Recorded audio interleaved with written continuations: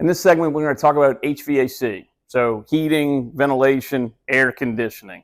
So here in Texas, real important, like I can't emphasize this enough as a homeowner, HVAC is probably right up there with we need water and food, because living here 8 or 9 months out of the year, if you don't have conditioned air in the house, it's miserable.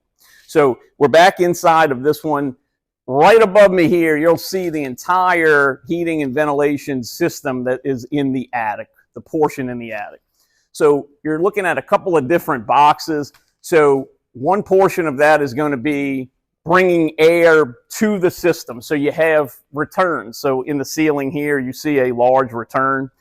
In multiple other areas of the home, you'll see supply lines. So you see supply vents.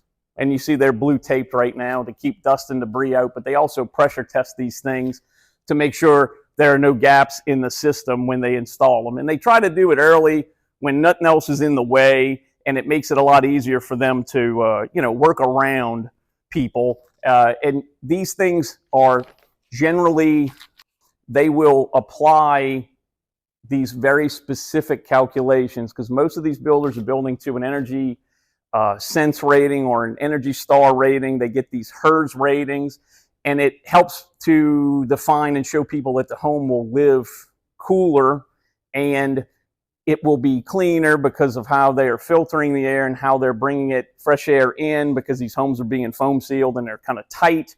So you want to make sure you're getting that hot, humid air out and clean. Make sure you're not bringing in dirty air.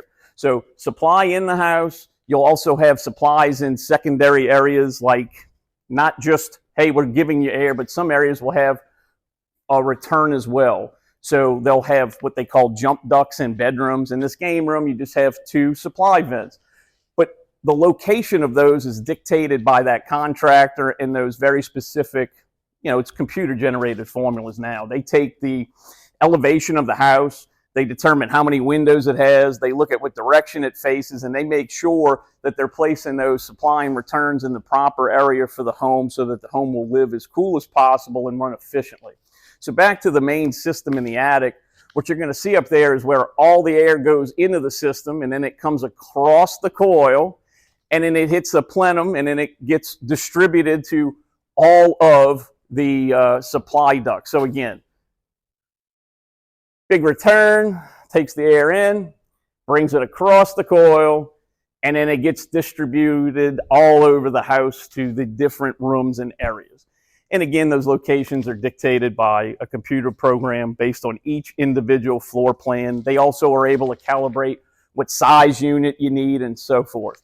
Now, the outside component is not installed on this home yet, and they do that for a couple of reasons. One, the side between the fence, the property line, and the house is only about 6 or 7 feet on this particular plan.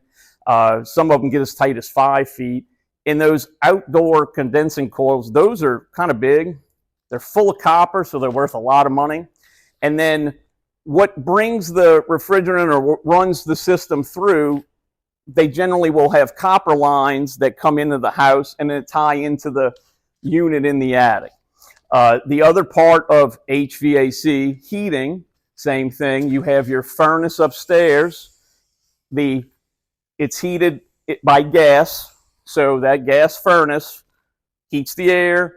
The system, the blower, distributes the air throughout the home. Other parts of HVAC consist, or what those contractors are also going to put in, are things like the fresh air intake. So here's an example of a framing chase in the corner where they're actually bringing fresh air into the system, so they're not just recirculating conditioned air. I'm in the hallway right outside of the family room going into the primary bedroom here. On the wall here is a wire. It's brown coated. It has 6 or 8 separate colored wires inside. This is for the thermostat. These homes come with smart thermostats.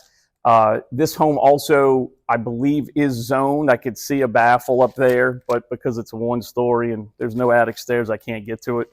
Above my head, you'll see another one of the returns. And then as you move into the primary bedroom here, you'll see an example again of supply vents with, and again, an additional return. So when that primary bedroom door is closed at night, hot air naturally rises, it has a way to escape, and then you can still get air blowing in here to help cool it off, and you're, circulating the air in here. Another component of HVAC in these homes has to do with ventilation. So you don't only have supplies in bathrooms, but they will have vents that will be exhaust vents. So you will have an exhaust vent built in for like a water closet, again, to circulate the air. You'll see an example of it here right outside the shower as well. That is an exhaust vent. And you'll see another here in the primary water closet. And then you'll see those exhaust vents again in the secondary bathroom. You even have one in the utility room where you'll have a high humidity situation when you're running a clothes washing machine and a dryer. And again, ventilation, your dryer vent.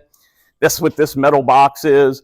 This builder's using a pretty good product here. See how the box is recessed into the wall? So your dryer can fit all the way up against the wall, and then you can connect your exhaust from the dryer up to the vent that then takes it up and out through the roof. Now, venting over a certain amount of distance, if it goes over 25 feet for a dryer, they normally require booster fans to help get that air out.